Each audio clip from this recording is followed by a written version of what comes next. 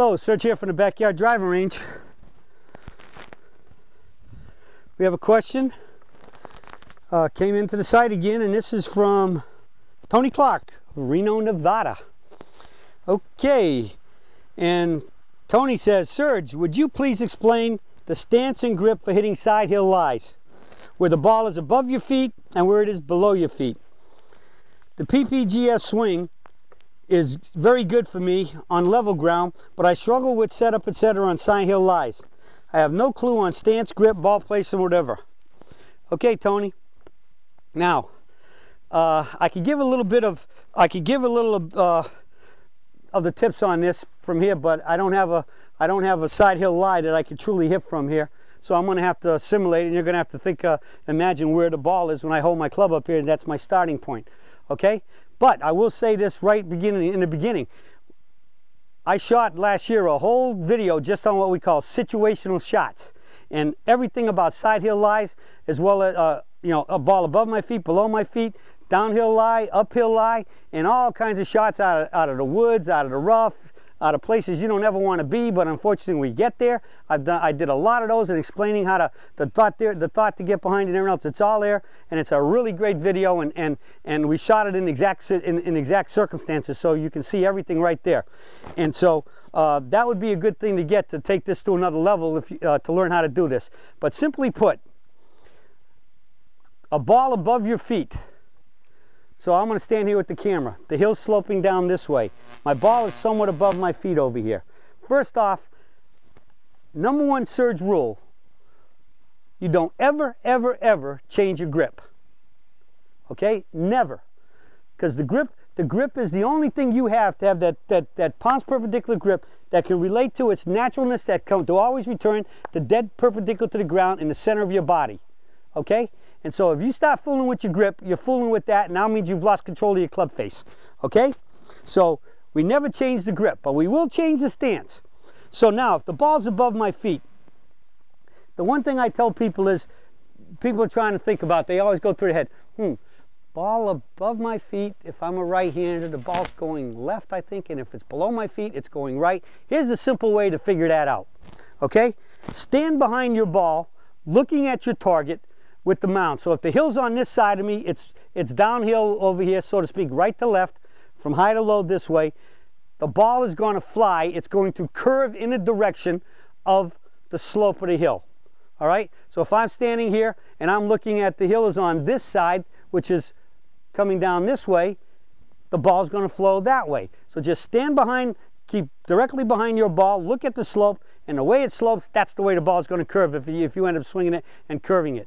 In many cases, you're better off just playing for it so you can make a swing, a regular swing. So why would a slope this way for a right-hander go right to left? Because as you raise the ball up and you're swinging a flatter stance, your arms are going to rotate more. If you just stand here and swing your hands and lift your arms straight up like this and feel the amount of snap you have down here, well, as you start to swing flatter, you can feel that it snaps over more.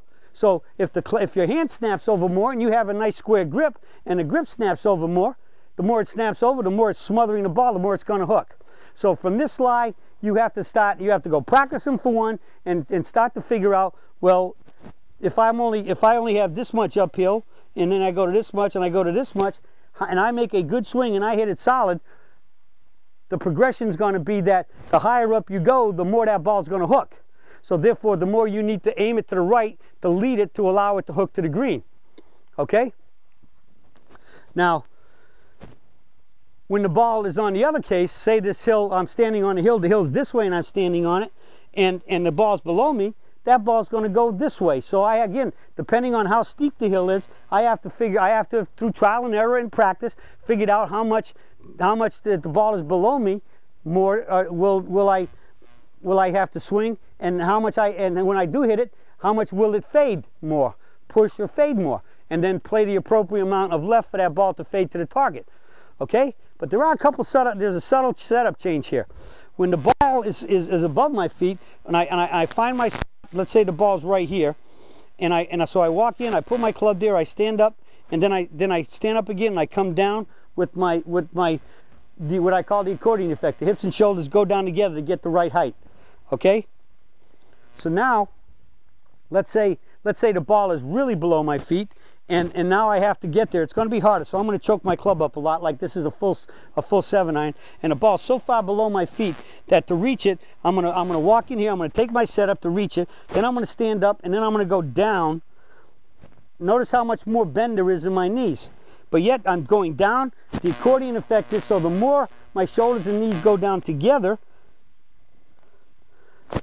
the more my knees bend and my weight stays in my arches, so I'm perfectly dynamically balanced. And so with that, I can still make a really good balanced swing. I can take this way down and still make a good balanced swing, because notice now I come back up, I go down. Look at how much bent they're bent. But I can still make a good swing. But I got one advantage compared to a really downhill lie here. That downhill lie, no matter what, will very likely start to push me forward. Okay? So I will take a practice swing very much exactly where that ball is, maybe far enough behind it, where I can feel about how far I got to find how I can stay put till impact. Once I've struck the ball and my hands get at least this far back, if it starts to push me forward, I don't care. The ball is long gone. But I have to make sure that I can stay there until impact. Because if I let it stop pushing me before impact, there's no telling what I could do. I could chunk it, I could top it, whiff it, block it a mile to the right,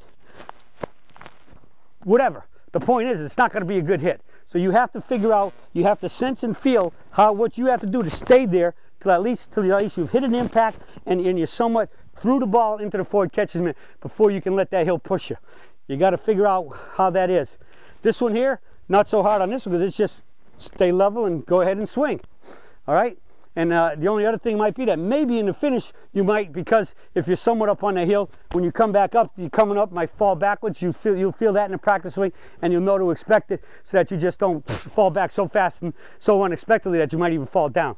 So you got to figure these out and get the sense of the feeling of the motion.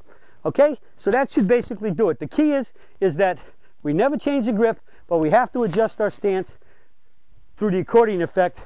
Up here there'll be less knee bend. Down here, there'll be a lot more knee bend as your shoulders and hips go down together. I call that the accordion effects because your body was created that. When you do it that way, your hips go back to counterbalance how much your knees and shoulders are bending downward. This goes back, the accordion effect, it counterbalances you. Okay? And then figure out where your balance issues are going to come in that swing and be ready for it when you swing. But you got to make sure they never happen before impact. Okay? That's it for the search for today. But if you really want to get into this and get really deep into it, the situational shots video available on the site will really take you some good stuff, because there's other things, and it's also about working the ball too. So there's other things built in that you can add to this, where you could hook it on demand, or you could actually fight the uphill hill, so to speak, and instead of hooking it, come through and be able to hit it straight, or maybe even cut it to fight the hill so it doesn't hook. Okay, so all that stuff's in there. So if you want to take it to another level, this will get you going. When you get good with this, you want to go to the next level, the situational shots on the website can really help you.